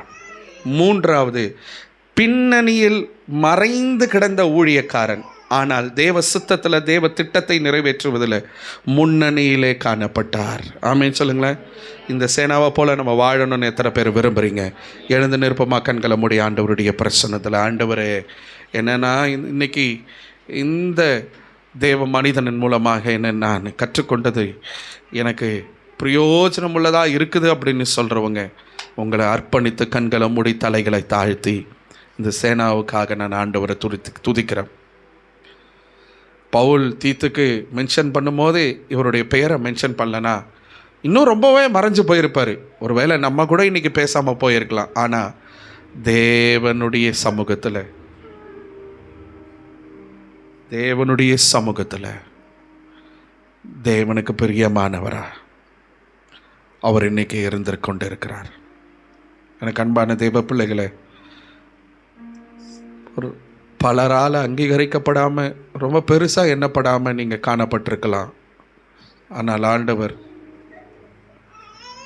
உங்களை என்னையும் அப்படி பார்ப்பதே இல்லைப்பா.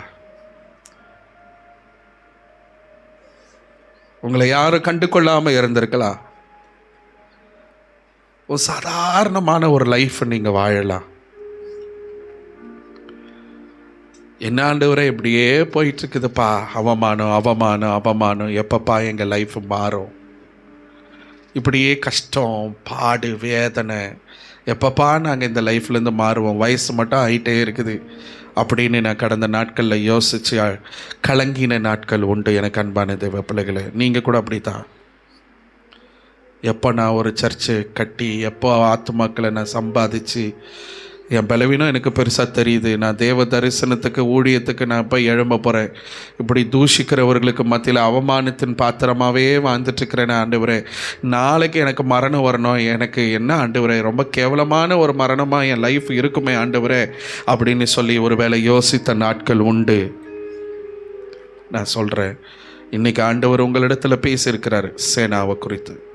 ஆண்டவரே, நான் ரொம்ப பெருசாக எண்ணப்படலைனாலும் நான் உங்களுக்கு பிரயோஜனமுள்ள பாத்திரமாக நான் இருக்க விரும்புகிறேன். நீங்கள் கொடுத்த அறிவுப்பா, நீங்கள் கொடுத்த படிப்பு, நீங்கள் கொடுத்த ஞானம், நீங்கள் கொடுத்த வேலை, நீங்கள் கொடுத்த கிருபை, நீங்கள் கொடுத்த தாளந்து, இதை நான் உமக்காக பயன்படுத்த விரும்புகிறேன் ஆண்டவரே.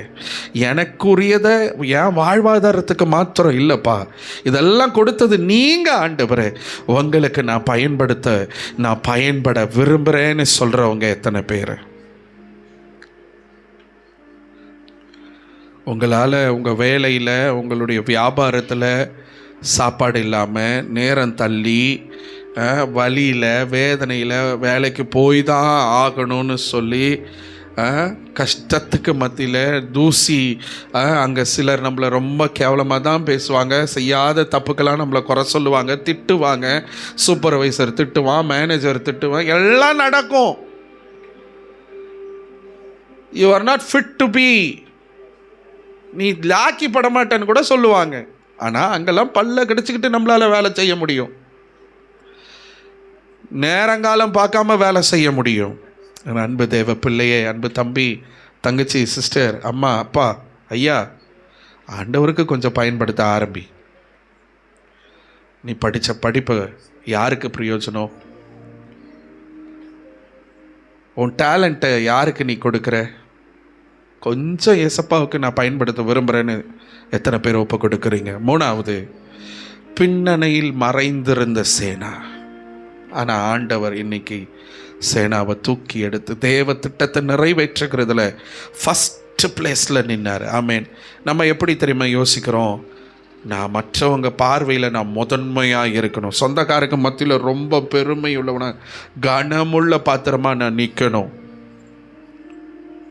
என் வேலையில் நான் ரொம்ப மேன்மையாக எண்ணப்படணும், என்னை எல்லாரும் மேன்மையாக பேசணும். வேண்டாங்க, அந்த எதிர்பார்ப்பு நமக்கு வேண்டாம். ஒன்றை பிடிச்சிக்கிங்க, நான் தேவ திட்டத்தை நிறைவேற்றுகிறதுல நான் ஃபஸ்ட் பிளேஸில் இருக்கணும், தேவ சித்தத்தை நான் நிறைவேற்றுகிறதுல நான் ஃபஸ்ட்டு பிளேஸில் இருக்கணும். எத்தனை பேர் இன்றைக்கி இந்த செய்தி எனக்கு ஆசீர்வாதமாக இருந்துச்சு? எத்தனை பேர் சொல்கிறீங்க இந்த 3 குறிப்புகளுக்கு உங்களை ஒப்பு கொடுப்பீங்கன்னா கண்களை மூடி அப்படியே முழங்காற்படியிடுங்க. நிச்சயமாக நீங்கள் ரொம்ப நல்லா இருப்பீங்க. நான் ஒரு வசனத்தை சொல்லி முடிக்க விரும்புகிறேன். 1 பேதுரு 4:10 இப்படி சொல்லுகிறது, அவனவன் பெற்ற வரத்தின்படியே நீங்கள் தேவனுடைய பற்பல கிருபைகள் உள்ள ஈவுகளை பகிர்ந்து கொடுக்கும் நல்ல உக்ரானக்காரரை போல ஒருவருக்கு ஒருவர் உதவி செய்யுங்கள். இன்னொரு வசனம் சொல்லுது, எபிரேயர் 6:10 இப்படி சொல்லுது, ஏனென்றால் உங்கள் கிரியையையும் நீங்கள் பரிசுத்தவான்களுக்கு ஊழியம் செய்ததினாலும் செய்து வருகிறதினாலும் தமது நாமத்திற்காக காண்பித்த அன்புள்ள பிரயாசத்தையும் மறந்து விடுவதற்கு தேவன் அநீதி உள்ளவர் அல்லவே. அப்படின்னா நீங்கள் தேவனுக்காக, தேவனுடைய ஊழியத்துக்காக, ஊழியக்காரர்களுக்காக, ராஜ்யத்துக்காக நீங்கள் உங்களுடைய அறிவு, தாளந்து இவைகளெல்லாம் நீங்கள் பயன்படுத்துகிறீங்கள, அதை ஒரு நாள் ஆண்டவர் மறந்து போக மாட்டாருன்னு வசனம் சொல்லுது. மறந்து போக மாட்டார். ஆமென். 3வது ஒரு வசனத்தை சொல்லி நான் முடிக்க விரும்புகிறேன். கலாத்தியர் நிருபம் 6:9 இப்படி சொல்லுது, நன்மை செய்கிறதில் சோர்ந்து போகாமல் இருப்போமாக, நாம் தளர்ந்து போகாதிருந்தால் ஏற்ற காலத்தில் அறுப்போம். ஒரு அறுவடையை ஆண்டவர் உங்கள் வாழ்க்கையில் வைத்திருக்கிறார். அறுப்பும் நிச்சயம் உண்டு. நீ விதைச்சிட்டே இரு, ஒரு நாள் யூ வில் ஹார்வெஸ்ட். ஒரு நாள் நீ அறுப்ப. நீ அறுத்துட்டே இரு. யாரும் உன்னை அங்கீகரிக்கலைன்னு யோசிக்காத, யாரும் உன்னை ஏற்றுக்கொள்கிறேன்னு யோசிக்காத, நான் மறைஞ்சே கிடக்கிறேன்னு யோசிக்காத, என் நிலைமை இப்படியே இருக்குதுன்னு கவலைப்படாத. தேவ சித்தத்தை, தெய்வ திட்டத்தை, உனக்கு கொடுத்துருக்கிற கிருபை, அறிவு, ஞானம், தாளந்து, இதை ஆண்டவருக்கு பயன்படுத்து. தேவ சித்தத்தை நிறைவேற்று. பெருசாக பேசப்படலைனாலும் தேவனுக்கு பிரயோஜனமுள்ள பாத்திரமாக நீ நில்லு. ஆண்டவர் உங்களை ஏற்ற காலத்தில் அதனுடைய அறுவடையை உங்களுக்கு நிச்சயம் கொடுப்பார். எத்தனை பேருக்கு இந்த வார்த்தை ஆசீர்வாதமாக இருந்தது? சேனாவை போல் நான் வாழ விரும்புகிறேன். சேனா எப்படி உங்களுக்கு பிரயோஜனமான ஒரு பாத்திரமாக இருந்தாரோ அது போல் நானும் வாழ விரும்புகிறேன். தகப்பனே, இதை கேட்டுக்கொண்ட ஒவ்வொரு பிள்ளைகளுக்காக நான் ஜெபிக்கிறேன்ப்பா. இந்த நல்ல தேவ மனிதனை குறித்து கர்த்தர் எங்களோடு கூட பேசினீர். அவரை போல் நாங்கள் ஒப்பு கொடுக்குறோம்ப்பா. உங்களை போல் வாழ விரும்புகிறோம். ஆண்டவரே, எங்கள் முழங்காற்படி இருக்கிற ஒவ்வொரு பிள்ளைகளையும் கர்த்தர் ஆசீர்வதிங்க. ஆண்டவரே, இதை கேட்டுக்கொண்ட ஒவ்வொரு பிள்ளைகளுக்காக நான் ஜெபிக்கிறேன்ப்பா. அவங்க வாழ்க்கையில் அவங்கள அர்ப்பணிக்கும் பொழுது ஒரு விசேஷமான ஆசீர்வாதம் நம்முடைய பிள்ளைகளுடைய வாழ்க்கையில் உண்டாகட்டும்ப்பா. இது வரைக்கும் பார்த்துறாத ஒரு ஆசீர்வாதம், இது வரைக்கும் பார்த்துறாத ஒரு மேன்மை, இது வரைக்கும் பார்த்துறாத ஒரு உயர்வு நம்முடைய பிள்ளைகளுடைய வாழ்க்கையில் உண்டாகட்டும்னு சொல்லி அந்த பிதா குமாரன் பரிசுத்த ஆவியின் நாமத்தில் மனதார நான் வாழ்த்துகிறேன். கர்த்தர் ஆசீர்வதிப்பீராக. இயேசுவின் நாமத்தில் ஜெபிக்கிறோம். ஜெபம் கேளுங்க நல்ல பிதாவே. ஆமென். God bless you. உட்காருங்க.